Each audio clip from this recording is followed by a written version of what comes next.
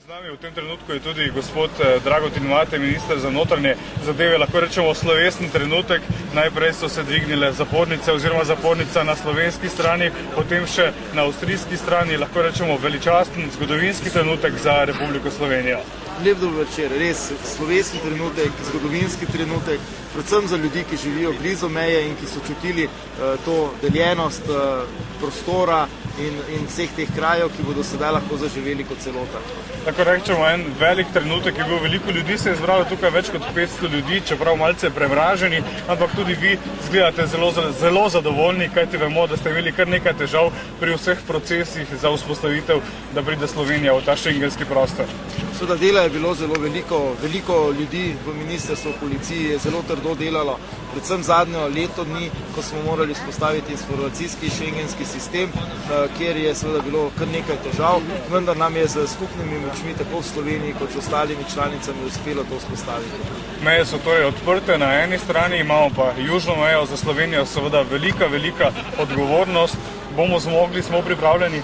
Seveda, slovenska policija je odlično pripravljena in že leta 2006 smo na evaluacijah dobili najboljše ocene od vseh novih držav članic, tako da smo bili prvi popolnoma pripravljeni dobro zaščititi južno mejo. Tudi rezultati, ki jih imamo pri preprečevanju ilegalnih migracij, organiziranega kriminala na južni meji so zelo dobri, tako da Slovenija v popolnosti varuje južno mejo tako, kot je potrebno.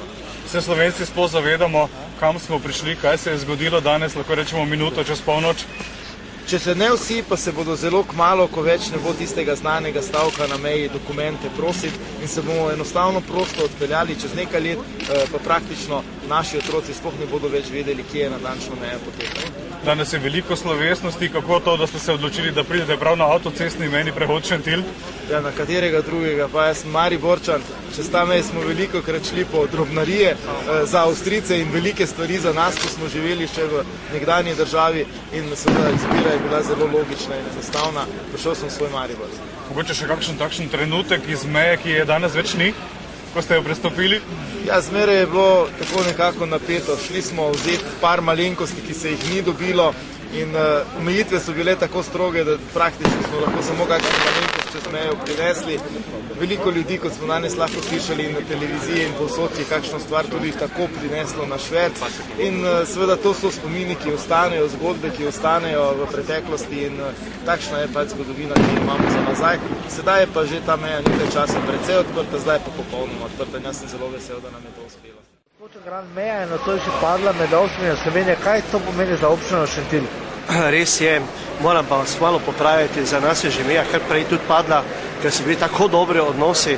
Tudi današnja prireditev, ki je bila smo skupaj za sosednjo občino Avstrijo napravili in občino Šentilj, to je tudi dokaz dobrega sodelovanja. Seveda je pa pozitivno zopet še boljše, da ne rabimo več teh osebnih legitimacij kazati, no to je še najmanjše.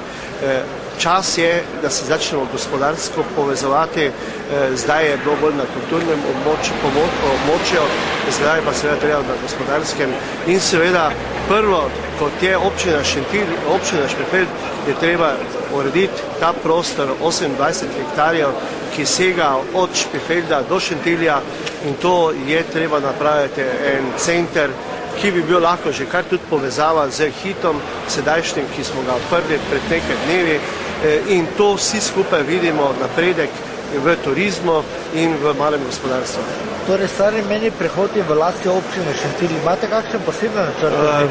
Ja, to ni nobenega problema, ker tale mejni prehod stari ga bomo lahko hitro izkoristili za servisne dejavnosti ali pa, če bo ena sloga, ga bomo pa prodali najboljšemu ponudniku.